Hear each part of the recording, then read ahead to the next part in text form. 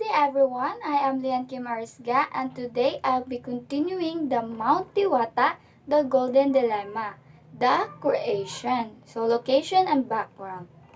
Located 126 degree 11 minutes and 0 seconds latitude in the east and 7 degree 49 minutes and 0 second longitude in the north. Mount Diwata creation into a town was a matter of necessity. 4 years after the gold rush broke loose, the once sleepy rustic village erupted into a frenzy of activity. Population expanding more rapidly, problems of rivalry, loose firearms, inferior law enforcement, and other forms of lawlessness. So, ang Mount Diwata is located sa 126 degrees 11 minutes and 0 seconds sa east and 7 degrees 49 minutes and 0 seconds sa north. So, sa una, usa lang jud ni siya kahilom og simple nga rural village. Wala pa kaayoy kanang daghan nga tawo ug normal ra jud ang panginabuhi sa mga residents dito.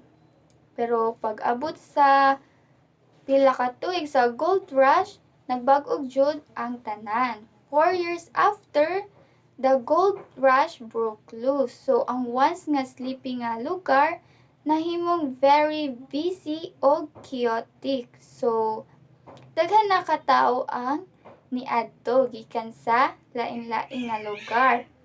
Ang nangadto sila dito para mangita og bulawan. Tungod kay paspas kaayo ang pagdako sa population, nagsugod ang mga problema sama sa rivalry sa mga grupo, lost firearms, weak law of enforcement, ug lain-laing klase sa lawlessness. So mao nga giingon sa uban nga ang pag-create sa Mount Diwata into a town was a matter of necessity. Meaning, kinahanglan jud siya para ma-establish ang order governance o makontrol sa lugar. So next is political development. So the move to create Mount Diwata into a barangay started to snowball. Saguni ang bayan of Moncayo passed Resolution number 199 on date December 16, 1987.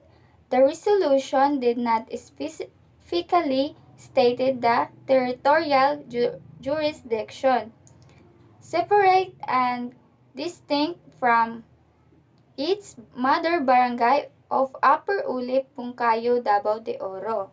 So, ang pag-create sa Mount Diwata as a barangay nagsugod og kusog nga paglihok o started to snowball. Sa dihang ang sangguniang bayan of Moncayo mipasa sa Resolution number 199 niadtong December 16, 1987. So, kini nga desisyon giinganyo, gi-push sa mga affluent big time minors nga pag nagsugod na og gain political influence sa lugar tungod kay naa sila'y kwarta og impluwensya.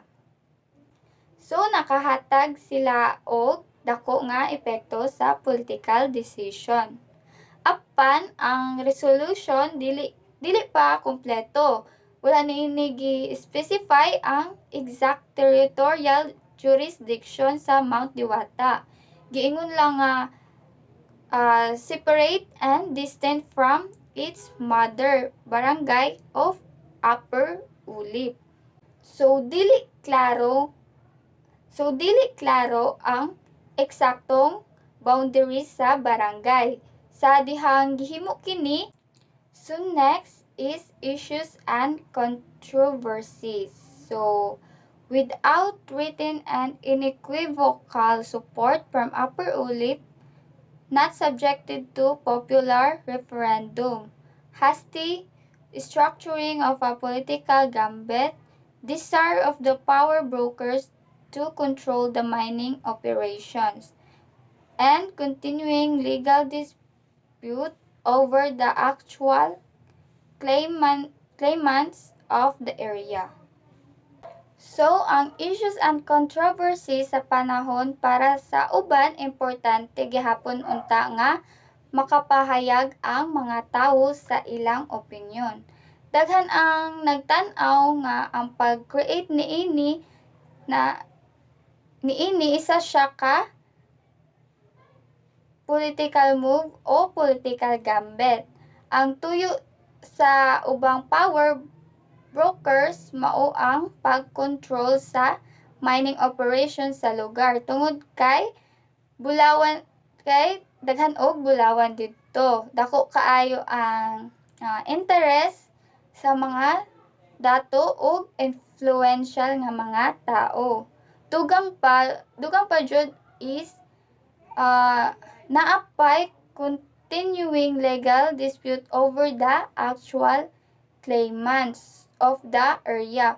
Wala pa klaro kung kinsa jud ang rightful owner sa pipila ka bahin sa yuta. Mao nga mas mahimong komplikado ang sitwasyon.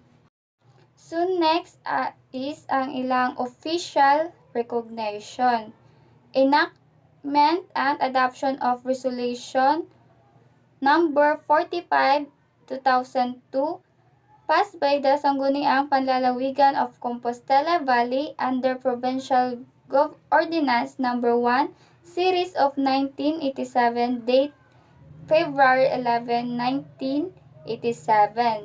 So, bisan pa sa mga kontrobersya ug issue, nahatagan gihapon og official recognition ang Mount Diwata. So, kini pinaagi sa enactment and adoption of resolution number 45, 2002, passed by the Sangguniang Panlalawigan of Compostela Valley under Provincial Ordinance number 1, Series of 1987, date February 11, 1987. So tungod ani is mas napaligon ang legal o political status sa Mount Diwata as an official barangay bisan pa man sa mga problema sinugdanan and na formal jud ang iyahang pagkilala isip usa ka barangay sa munisipyo. And that's conclude my report. Thank you for listening, everyone.